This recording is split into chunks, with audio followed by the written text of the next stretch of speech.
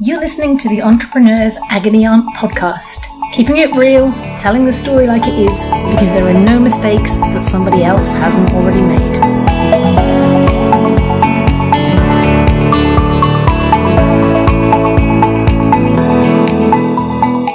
Hello, I'm Vicky Brock, and you're listening to the Entrepreneur Agony Aunt podcast.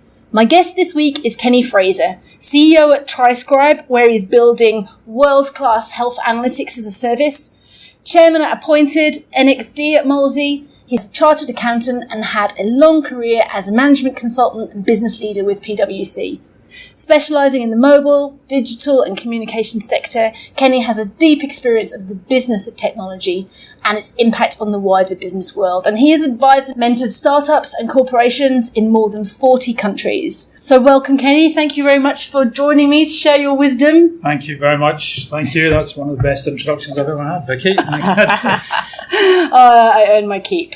So two rather different questions this week, but I thought your perspective on both would be very helpful. The first person asks, rather existentially, I am the sole founder, CEO of a product-based company. We're making progress, got a product to market, are going out to raise some money, but I am increasingly less clear on what my role is and should be. I don't want to be a full-time fundraiser. My face is literally on the packet of the product. I enjoy the strategy and sales and building the team, but I don't really know where I'm supposed to go next and who I need around me. Should I get a board, chairperson, a COO? And if I do, where does that leave me? Rather profound. I suspect a question you have encountered more than once. Okay, yes. Well, in some form or other, some variation. Yeah. And the second question is, I am hiring my first senior salesperson. As expected, they are negotiating hard and are asking for a lot more money and commission than I feel comfortable paying. Given that we are at an early stage and have so far had a very team-based and collaborative approach to selling and product development. If I give the salesperson what they want, I fear the rest of the company will find it very unfair, given that they have accepted below market rates from the outset, and they may come to see sales as somebody else's problem, which will affect our results. Is there a tried and tested way of compensating very early stage sales teams that will avoid creating problems down the line? So before we start, Kenny, I know from speaking to you and from the insights that Leah Hutchins shared with us in an earlier episode that you have some very wise phrases in there. So perhaps you could introduce yourself and we'll take it from there. Okay, well, I'm not sure I can do better than you've done, Vicky, but yeah, Kenny Fraser. I have been around for a long time, so I have the kind of grey hairs, or what's left of them, as the tradition goes. And I worked the bulk of my career for a very large firm, professional service organisation, doling out advice of a variety of kinds, mainly to very large tech companies. I include telcos and mobile operators in that, because people who don't understand that, mobile operators in particular are the biggest tech companies in the world, certainly the biggest users.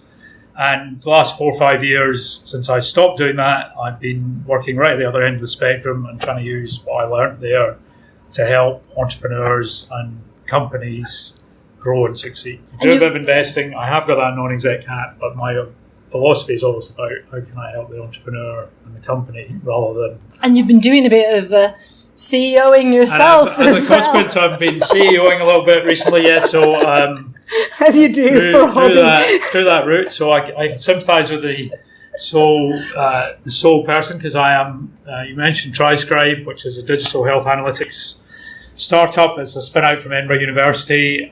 It is really just me at the moment, although I have committed to hire my first full-time employee to do the development side of it. But yes, that is, although there are others involved, I am the only one who's actually doing anything right now. Yeah.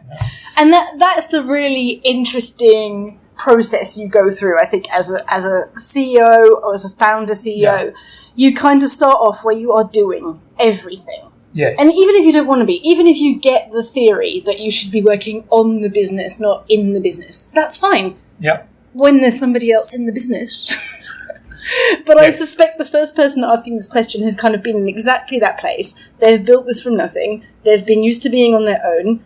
Yes. It's starting to work. And now they're at that place where they, I don't know, either have to start giving up control or bringing people in or developing themselves. And it's really difficult to do that when you're kind of on your own. What have you seen this happen frequently? I've seen it happen frequently, and so I guess let me throw a couple of things at it. So the first thing, for that individual, there is a strong perception that there's a formula. So you're at this point, therefore you get this money, you get a board, you get these advisors, you get this money. So that's really a bad place to start from. So your objective here is to build a successful business, so you have something that people value and that they want to sell. What do you need to do that? You will need to create a product, and if it's going to be successful, you will need a team. Then how do I get that? I need to either sell enough to be able to build that team, or I need to raise money from somewhere else. So you got to kind of reverse yourself around to why you're all doing this stuff. And so the things that will matter by far the most are going to be the product and the team. So another saying, which I don't use very often in this context, and it was a friend of mine's, I kind of adopted it when I was a partner in a very large professional services firm. There's a good friend of mine whose saying used to be, the only job of a partner is to make more partners. And by that he meant is your priorities with your time are either being out in the market generating revenue, which enables you to make more partners, or finding and working with people in the team so that they can develop the skills and capacities to be partners. Yep. Very interesting. So then you turn that to a CEO, a founder context. Your job is primarily selling or finding people. Who can fill the gaps in and the team grow more than you ever could on your own. Yeah. And ultimately, the CEO job, and quite quickly, but certainly ultimately becomes about building and growing the team. It's not about process. It's not actually about strategy. Most strategy isn't really strategy. It's polite to say there, but it is about finding and growing people in the team. And that might mean you're not selling. It might be you might still be the best salesperson. Obviously, there are other companies where you might be the best tech person, but you're not the best salesperson. So you've got to fill the right gaps. So that's the priority. That's why you're raising money. You don't want to spend your life raising funds, then you've got to go out and raise some, because if you never raise funds, then you will spend your life raising funds. Yeah.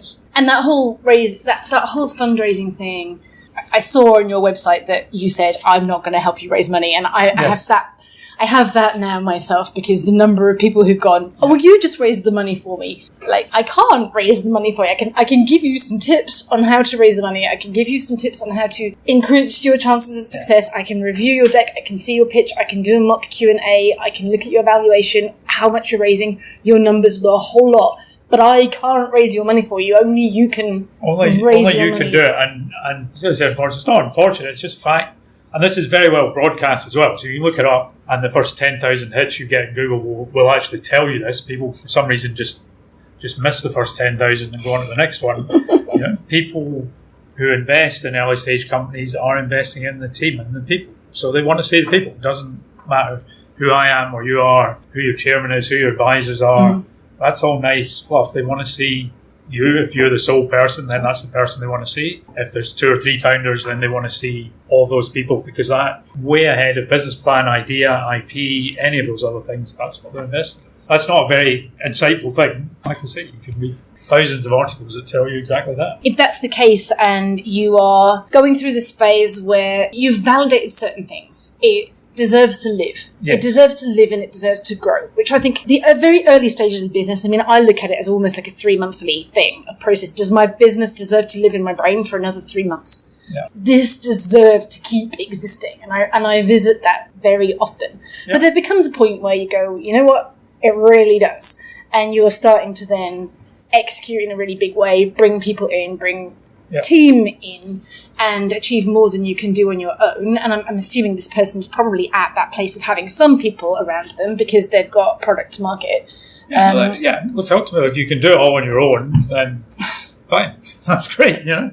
And there are people, it gets this all the time, there are people who can do everything on their own, make you a nice living, you know, and people have this phrase, used to be lifestyle business. There's nothing wrong with that. Yeah. And people who do that, by the way, will become a very big part of the economy. Yeah. And often have much more profitable businesses. I mean, I used to hate the term lifestyle business when I had one, and I was embarrassed by it. It was the most profitable business I ever ran. It can be profitable, it can be subsistence, it can be anything in between. But I wanted growth. I wanted to be able to, I wanted that business to succeed without me in it. I wanted to be able to get bored and move on to the next one and that grow on. And the interesting thing is this person is talking about, I don't know what my role is going to be. I don't know where I will fit in after all of that. Presumably, if it goes right, you keep doing what you're already doing. You keep bringing in people. You keep living that brand. She, I'm assuming it's she, but I don't actually know it is, has their face on their packet and keeps doing that stuff. Yes, if you're the face of the product, you still see Paul Newman's face on the sauce bottle. Yes. If that's the way if that's part of the brand, that's what you do. You don't even need to be alive for your face to be on the product. So it's not what you just get up every morning and do. Yeah. The further into the business you get, the more what you get up every morning and do is finding the right people and helping the people you've got do the best job they can for themselves and for the business. That's what the only job of a partner is, to make other partners. That's what it means. You need to be able to help other people create stuff, sell stuff, maintain stuff, provide service.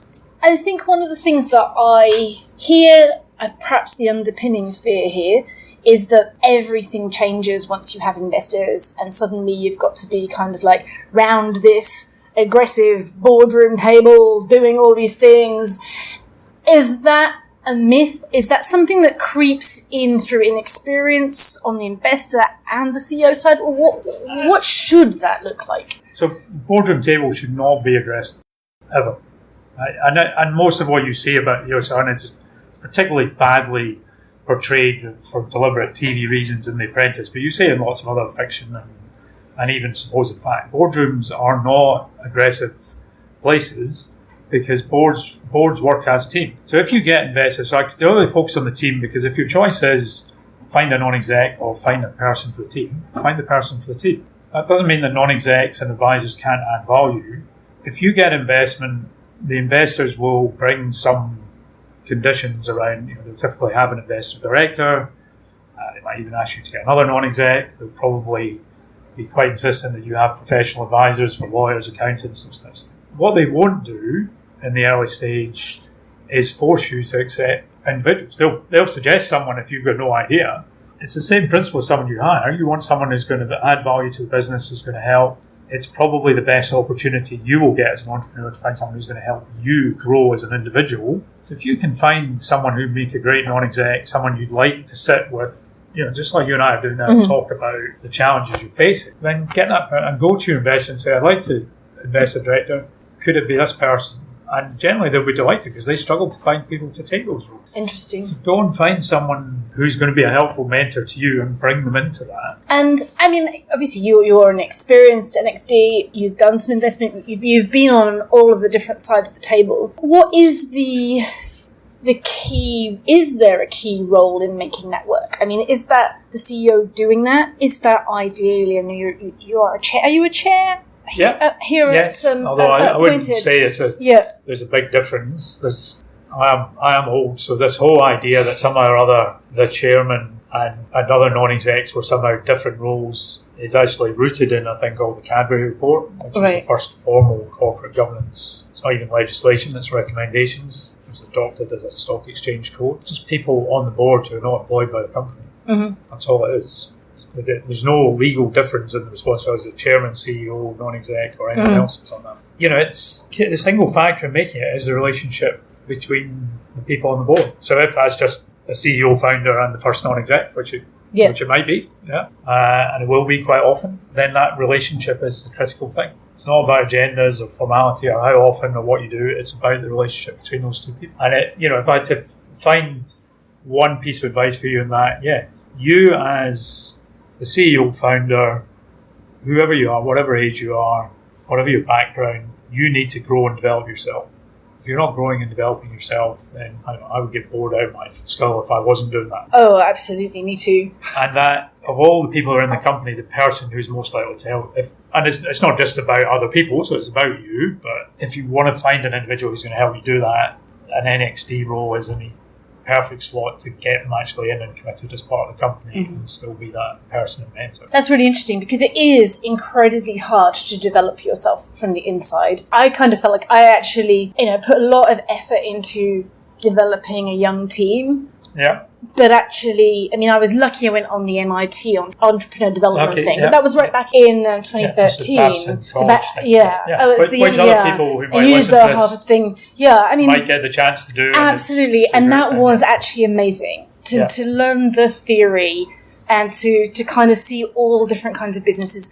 That was amazing for my personal development. But I certainly do think towards the end, when I was under a hell of a lot of pressure, my own personal development, professional development, actually just general health, I would say, started to take its toll. And it's one of the things that's been great in this last kind of almost a year of stepping back is just how much I've been able to invest in my own professional development. I think if I could give some advice to founders and CEOs is to not forget your own development in that mix, to actually find a way, even if it's for a long weekend, even if it's for a week, to get yourself out of the business, go learn somewhere else from other people and come back in. Go learn something else or go do something in the business that doesn't, we used to do a couple of years, one of my biggest clients, a mobile operator, and I got myself and some of the other senior people in the team levered in, and we all did a couple of shifts in one of the high street shops at Christmas,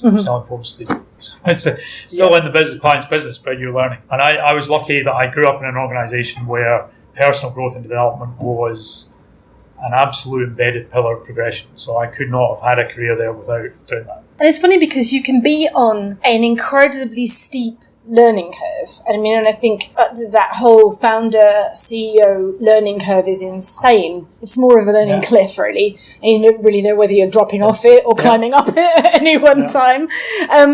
On the day-to-day, it's challenge after challenge after challenge. You're on this really steep learning cliff, but that isn't actually the same as personal development and personal growth. No, it's not. And it's that transition is kind of hard to manage, and it's a natural one.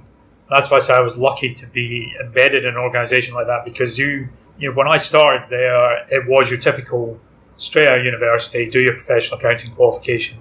So that development at that stage, a lot of it is still about what we would formally call learning. And and you don't lose sight of that either. There's always bits of learning, but the value of formal, structured, defined learning and the role that plays in your personal development shrinks as you get older, just partly because you've crammed as much into your brain as it can possibly cope with. Partly because you do just know stuff, and it's and you're inherently incapable of going and learning brand new stuff in the same way. But that doesn't mean you don't keep growing and developing. So I'd say to anyone, you don't just have to be CEO founder. Personal growth, personal development. I still look at that. I still ask myself that. How do I do that? How can I do more? What is it? Where are the areas where I'd like to get better? If I had to add one other thing on that, there is biggest risk that we found with people, and I include myself in this because I used to have this. There used to be a philosophy that personal development, because it was linked to progression, it was about strengths and weaknesses, and your personal development was about dealing with your weaknesses. And sometimes it is, because sometimes if you want to do certain things, then you're going to have to address a weakness, even if that just means toning it down and finding someone else to do the job for you. However, the best personal development and 90% of your time and effort should be on your strengths. Yeah, that is got that really stuff. Profound. Make use of it, leverage it, maximise it. Yeah, I love the Strength Finders. It's run by Gallup. I used to do this with every new hire, get them to do the Strength Finders test. There's a book that goes with it. You do all these various surveys and it ranks your top strengths. And the whole philosophy behind it is you can get less bad at what you're awful at, or you can get even more brilliant at what you're already exceptional at, and everybody is far more motivated. As a manager, it becomes very important to balance the team, and that's why I used to do everybody's strength finders, put them in a shared folder, we'd be able to look at them, because if you had too many people whose strength was learning and analytics, which I certainly had in a data company, you really started to get groupthink, and actually you also started to get this culture of pursuing the interesting as opposed to the important. So you actually have to balance them through. And I actually had an Excel spreadsheet where like everybody at their strengths were on it, and we were like, we really need somebody competitive. Like, we really need somebody competitive at some point to just really rally us. You need to. But yeah, it's actually a really good way of thinking, actually. We will never address issues of diversity anywhere in society, but talk about tech, but it goes anywhere without taking that sort of mindset. You cannot address it by saying, there we go, I don't employ enough women, enough ethnic minorities, enough whatever, because you will end up, I was having this conversation in a pub with a lady who's on another board that I'm on, and she's roughly my age. She's a corporate lawyer. She went to the Edinburgh equivalent school to the one I was at in Glasgow, and she's great, right? And she has incredible value. There's zero diversity there because we've got kids the same age doing similar things. It's all, we happen to be different genders.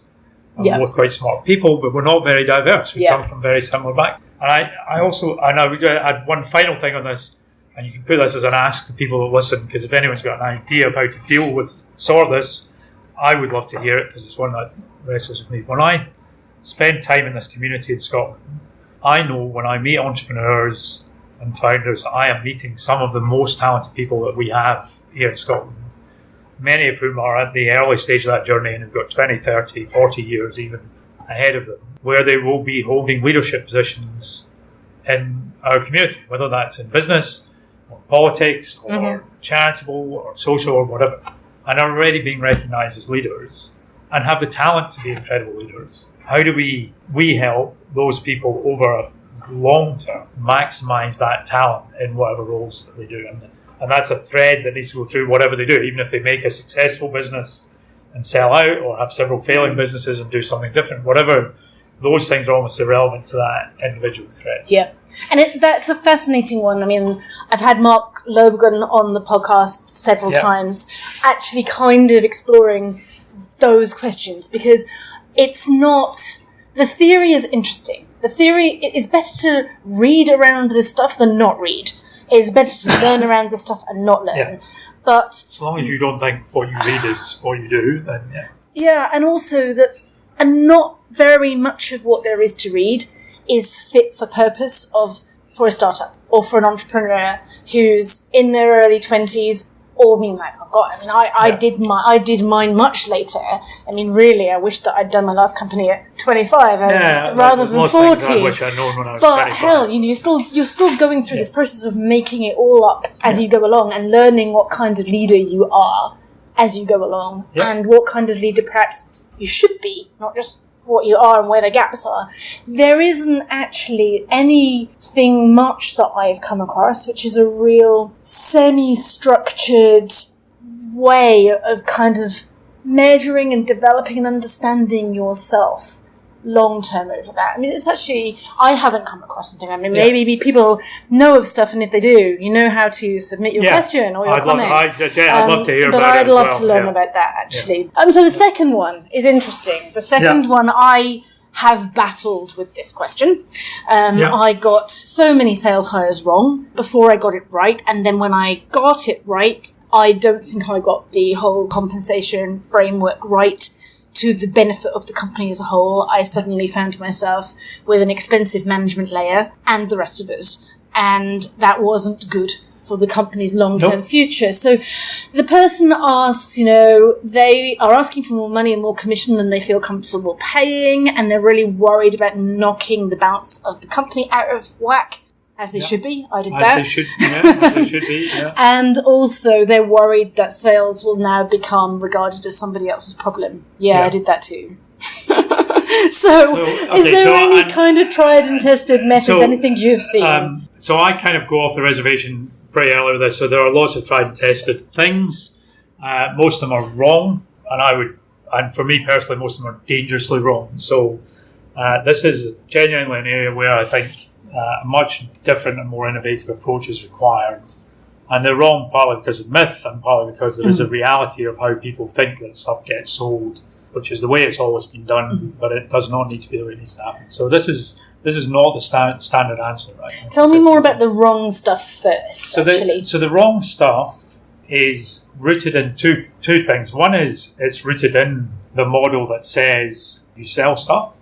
Right? So I just don't think selling is a good way of getting your product into clients. It's been a necessary way, but it's a necessary way because the whole sales process is built on a law of hard numbers. I'm doing something that I hate and my customer hates. If I do it often enough to enough people, someone will buy. And that's the underlying philosophy. That's why you will read articles, for example, which say, well, the developers go home at night and they open their laptop and they develop, either work on what they're working on for you or they do development. Mm-hmm. Your sales guys don't do that because they don't go home and sell to people because they hate what they do. And like, okay. So therefore you have to pay them a lot of money. And you're like, okay, or you could actually not do it that way. Yeah. If they don't like it. I'll tell you another thing which is very, very deeply buried and hidden by the general approach to this is typically in B2B, you are going to be selling to introverts most of the time. I am an introvert. I am an introvert that functions as an extrovert. Being sold. I hate it. In any situation, shape or circumstance, even when it's something they really want to buy, they do not like it. And the way big corporations deal with that is they hire procurement people and they put them between the leaders and the sales. Is that what that's all about? That's fascinating. The job of procurement is to keep salespeople away from the rest of the company. That's how it came to be. That makes so much sense. It's a layer of defence to get stuff away so you don't get into it. I think there's a massive myth about sales, right? So that doing sales well is hard, but it's made harder by the perceived model. So, and that model is exacerbated once you start loading commission onto it. Right? So until the last thing I'm wrong, I'm not a massive fan of commission of any kind. Commission which is geared to an individual, I absolutely do not think is the right thing to do. For me, it feels so counterintuitive to everything you are trying to do as a leader. You're trying to build teams. You're trying to build teams that function super well together. You're trying to get shared ownership. You're trying to get everybody to take responsibility. Yep. And then this whole team works together and the person whose name was on the proposal gets the commission. Yep. And that just kind of, to me, feels negative, actually. It is negative, right? So you go back to fundamentals. So what is commission? Commission is an incentive. The purpose of incentives is to get people to act in certain ways. Incentives are very dangerous tools anyway, because as soon as you get people to act one way, you tend them to not act in another way. So you need to be really clear. Yeah, people will work towards the incentive, however stupid the incentive is. So whenever you're creating an incentive, you need to be really clear that it aligns with how you actually want people to behave rather than some clever way around it that they can behave instead. And so incentives are very dangerous tools, and if you can't find one that aligns, you're better off not having one than having the other. Commission's a dangerous incentive anyway. Once you put it in the hands exactly as you described, if it's an individual, you need a team to deliver this stuff. And by the way, again, if you're selling to companies, they're going to be buying as a team. Right? Yep. It's not one person. There's a great myth that you see in a lot of books say, you need to find the buyer, you need to find the guy who signs off. There probably will be in some companies, not all, in some companies there will be a named individual who signs the document. That individual is not making a decision. That individual is collectively representing a team decision. Getting to that person. So we've just signed our first contract for Triscribe, the company I mentioned earlier, selling to the NHS. There are at least 10 people in that hospital who've had to say yes before the lady who signed the purchase order signed the purchase order. She is the buyer, right? You drew up your hierarchy, you say, oh, you've got to get to Georgina. But if you turn up on her doorstep and the other 9 people don't know who you are, she's not going to sign anything. You're not going to get there. I mean, I found selling to retailers, I mean, we had generally had our person that owned the problem on a day-to-day basis. Yeah. They were always loved us because we were walking in the door potentially solving the problem that they cared about. But the bigger buying unit did not have their passion or interest in the problem. Yeah. So they were having to do a lot of internal selling of the problem and why this solution was even relevant to the company. And then there were lots of different people in the mix with very kind of entrenched views of what they might have to change something or do something different, and they didn't want to do that. It was really complex. It's complex, and they want to speak to different people. And I think probably, as you've described it there, I mean, I haven't really thought about it like that before. And I think I probably fell hook, line and sinker for that whole myth of how you were supposed to sell. So I was underconfident in my own ability because I am not a salesperson. Yeah. Although I was like obviously going out advocating, championing, and people were buying from me and saying that they wanted to buy from me because they liked me or they, liked what I was offering. So I was quite underconfident because I didn't believe I was a professional salesperson. And as you say, I'm an introvert, so I hate being sold to, so I hate the idea of selling in that sense of the word. But actually, when I went and took my team, this is the data queen, this is the guy that's building it, this is the person who understands the problem because they've worked in this world all along, and here's me making all this happen. We were really effective. As we grew, and I fell for that myth of, I need the red-hot salesperson who takes all of this off our hands and just goes and sells this now. Actually, that didn't work. No, and so there's a specific circumstance in which that can work, right? You may still not feel very good about it afterwards, but it can work. But it can only work if you have an absolutely crystal clear defined product, value proposition, and customer. Very, very, very few companies have, of any size or scale, right? So I'm telling you now that GE can't answer that for any division. That's why they're in so much trouble, right? So you don't need, that does not just apply. In early stage companies, this applies in spades. It's very unusual to meet someone whose company has completely nailed those three things, or even one of those things. The company is a process of exploring what these things are. And that's actually the real world. And so what you need in that position is people who can go out and build relationships with potential customers, understand their problem, and understand whether that is a good fit for what you can deliver. And if it is, yes, there's a little bit of technique to getting over the line and getting it signed, but it's about building relationships. They have to work as part of a team because that whole team, you can't deliver that value without people developing the product or making it what your product is. You can't do it without someone coming in and cleaning the office in the morning and making it an environment people want to work in. It's not. Everyone's in the team. And financially, in most companies of this type, your early stage typical company, you already have an inbuilt core team incentive that you're all aligned around, which comes in the form of participation in the share capital of the company. Yeah. So why are you bringing in anyone at any salary and giving them an incentive which is not the same as that? Yeah, and that's whether it's individual or team. Why? Right. So you get, once you're GE or Vodafone or HSBC, whoever you pick, and say not everyone's in the share option scheme, or even if they are and there's an employee share option scheme, it's not going to make or break their life, and they're so far distant, I need to scale those incentives down. But when there's only 6 of you, you're all going to be in it. And if number 7 has a different incentive, no matter who they are, there's a further thing, and this came out of my son's mouth yesterday, right? I hadn't thought of it this way, right? So there you go. You learned something. Yep. Yeah. Eventually he'll learn something as well, but he made a good point. He said that there's another difference between salespeople and developers, right? He's studying to be a computer scientist, so he's obviously on that side of this argument. But he's right. He said, not only do developers go home at night and they develop stuff, what they typically do is they go and they do something that's more difficult than what they do in the day because they're engaged by the tough problem.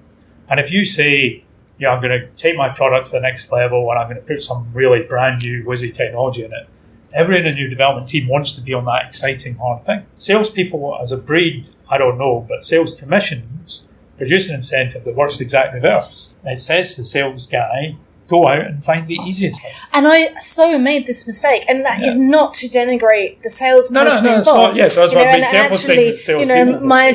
The salesperson doing this, would not have been conscious that they're doing this, and Anne is also a wonderful person who I remain friends with. But absolutely, because of the way we'd set that up, went out, and because we were under pressure, we needed revenue, we needed results, went out and sold the easiest things to sell. Now, the easiest things to sell are often consultancy or the random thing that just came out of the client's head while they were stream of consciousnessing. It's just, let me go and sell to the shop next door because selling to Vodafone or whoever it might be is hard. And actually, looking back at all that knocked our product roadmap off. That actually, that was a major step in, the complexities I found myself in, is when we chose to sell consultancy, we took ourselves down a path that was very, very hard to get back from, and actually seriously damaged our ability to keep developing product and be clearly defined as a software product. And so you've got, and that's a good example, and it doesn't mean you can't do that, but you just need to be conscious of what you're doing, because you're inevitably, in any early stage business, you need to be going after the hard stuff because you're trying to grow from nothing, right? So yeah, it's fine. If you're Vodafone, I keep using Vodafone, but you can pick anyone, BP, whoever, you can go after the easy stuff because you've got a big established business and you just turn on. Yeah, if there was easy stuff lying out there sufficient to make you profitable, then you'd be profitable and you'd be a big business. You don't have that. So you need to find the hard stuff, the people who don't understand it or who don't want to buy or are going to take too long or whatever the block is. You need to get over some of those obstacles. If you incentivize people to do the easy stuff, they will never do the hard stuff. If you choose as a team to say, we really need the money, let's do a little bit of the easy stuff as a sideline just to get money in the door, and you're consciously doing that because there's an end goal and you're balancing it, that's fine. You can manage that. It's not impossible to do. You don't always have to pick the hardest route, but you are going to have to tackle some of the hard stuff. So if you just say, there's the easy money, I'll run there, I've forgotten the hard stuff, and when you get to the end of the easy money, you haven't made any progress towards the hard stuff, you're never going to get there. And it's hard stuff. It's really interesting because, obviously the question asked, and I did edit it slightly because it was a very broad question, but the answer applies to the original broadest question, which was answered, because you can create these situations very quickly where your original set of employees who came in below market rate, really bought into the options, creating value for one reason, remain in that place where your later hires, your senior hires, the C's that you drop in later and the execs and all of this kind of thing are compensated completely differently, and there's a tension between that. And actually it seems like if you're much more deliberate in your thought about how you're rewarding anything and keeping that aligned, you can plan to avoid that problem. You can't completely avoid it, but it's not a black and white cliff edge, and I think that's the risk that people run as they say, this needs to suddenly be completely different from everything else I've done.